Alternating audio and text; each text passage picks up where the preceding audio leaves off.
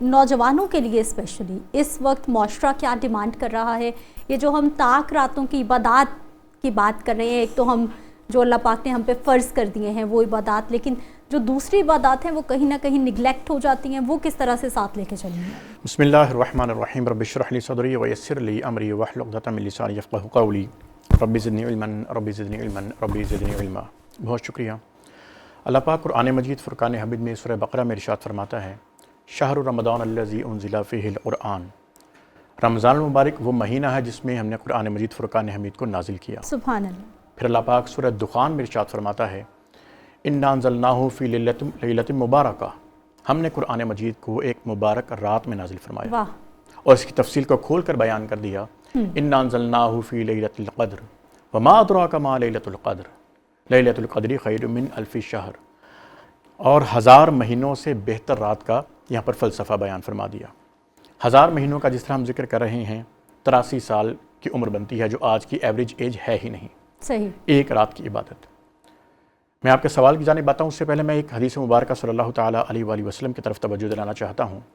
حضرت انس بن مالک رضی اللہ تعالیٰ عنہ سے روایت ہے کہ انہوں نے کہا کہ رمضان مبارک آتا تو سرکار صلی اللہ تعالیٰ علیہ وآلہ وسلم نے ارشاد فرمایا، رمضان آ گیا ہے، یہ وہ مہینہ ہے کہ جس میں ایک رات ایسی ہے جو 1000 مہینوں سے بہتر ہے۔ سبحان اللہ۔ اور جس نے اس رات کو، اس کا مفہوم یہ ہے کہ جس نے اس رات کو کھو دیا، جو اس کو آگے جو بھلائی نہ لے سکا، وہ محروم ہو گیا۔ ایسی بے شمار احادیث آپ کو ملتی ہیں۔ صحیح بخاری اور صحیح مسلم کی حدیث کا مفہوم ہے کہ جس میں سرکار صلی اللہ تعالیٰ علیہ وآلہ وسلم نے فرمایا کہ رمضان کے آخری عشرے کی طاق راتوں میں لیلۃ القدر کو تلاش کرو۔ اب اس کا فلسفہ یہ ہے کہ اللہ نے اس کو مخفی رکھا ہے۔ ہم ایک عام جو گفتگو کرتے ہیں، جہاں پہ بھی ہم بیٹھتے ہیں، ہم کہتے ہیں 27ویں رات لیلۃ القدر آ رہی ہے۔ یہ غلط ہے۔ دین آپ کو یہ حکم دیتا ہے کہ آپ نے اس رات کو تلاش کرنا ہے۔ خاص طور پر آج کے نوجوان نسل، جو آپ کے سوال کا دوسرا حصہ ہے، ان کو یہ سمجھنے کی ضرورت ہے کہ اس کے لیے نشانیاں تک بتا دی گئی ہیں۔ آپ یہ دیکھیے کہ اس رات آپ کا دل مطمئن ہوتا ہے، اس رات بڑی پرسکون رات ہوتی ہے۔ صحیح۔ آپ یہ دیکھیے مطلع صاف ہوتا ہے، صبح کے وقت جو سورج نکلتا ہے اس کی شعائیں تیز نہیں ہوتی ہیں، اور اللہ پاک نے آپ کو اس قدر رحمتوں والی میں حسن بصری رضی اللہ تعالیٰ کا بڑا خوبصورت جملہ کوٹ کرنا چاہتا ہوں۔ انہوں نے فرمایا کہ یہ وہ رات ہے کہ جس کے اندر اتنی رحمت ہوتی ہے کہ انسان کو محسوس ہو جاتا ہے کہ آج لیلۃ القدر ہے۔ کس کو محسوس ہوگا؟ جس نے قیام اللیل کیا ہوگا، جس نے رات کو شب بیداری کی ہوگی، جس نے قرآن مجید فرقان حمید کے ساتھ اپنا کوئی تعلق جوڑا ہوگا، جس نے اللہ کے حضور گڑ گڑا کر کو ذکر اللہ کیا ہوگا، جس نے تہجد کے فضائل اپنے اوپر طاری کیے ہوں گے۔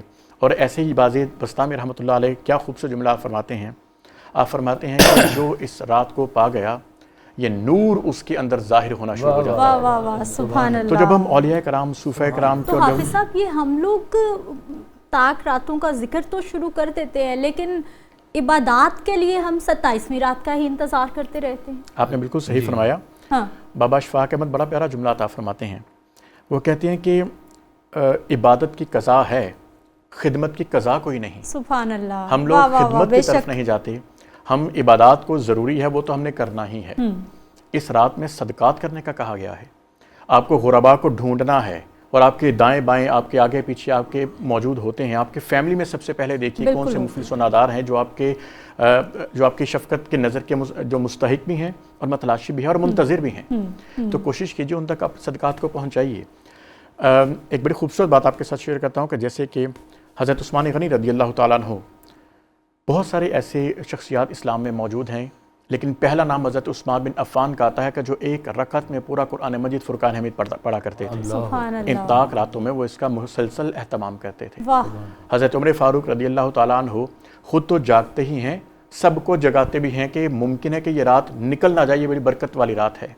مولا علی فرماتے ہیں کہ اس رات غافل نہ رہ جانا، اس رات کی ایک ایک ساعت عبادت کی متقاضی ہے۔ سبحان اللہ۔ اور حضرت عائشہ صدیقہ رضی اللہ تعالیٰ عنہا کیا خوبصورت ارشاد فرماتی ہیں کہ ابھی آپ یہ تعلق دیکھیے گا، وہ سرکار سے پوچھ رہی ہیں کہ اس رات مجھے کیا دعا مانگنی چاہیے، اور سرکار دعا عطا بھی فرما رہے ہیں اور سکھا بھی رہے ہیں۔ صحیح۔